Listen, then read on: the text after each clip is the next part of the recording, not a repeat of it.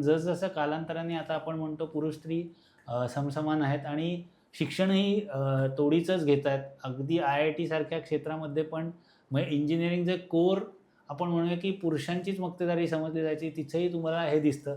सुधा मूर्तींसारखी व्यक्ती जे आपण आपल्याला माहिती आहे की त्यांनी टाटा मोटर्सच्या शॉप फ्लोअरवरती काम केलेलं आहे. सो हे घडलं, हे घडत राहिलं आहे आणि एक म्हणेन की पाथ ब्रेकिंग इनिशिएटिव्हज त्यांनी घेतलेली आहेत.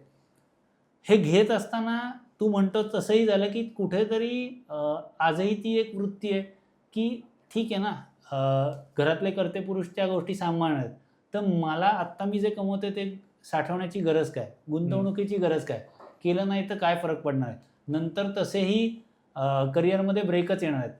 सो तिथे तो एक थोडासा कॅज्युअल अप्रोच येऊ शकतो. पण आजकाल मी तोही बदलताना बघतोय. एक तर याला आर्थिक साक्षरता कारणीभूत आहे. पालकसुद्धा याकडे खूप जागरूकतेने बघतायत. दुसरं एक कुटुंब पद्धती पण, की हम दो हमारे दो पासून हम दो हमारे एक. म्हणजे असंही होतं की घरात एकच करती म्हणजे एकच मुलगी आहे. हो. म्हणजे आई-वडिलांना एकच मुलगी आहे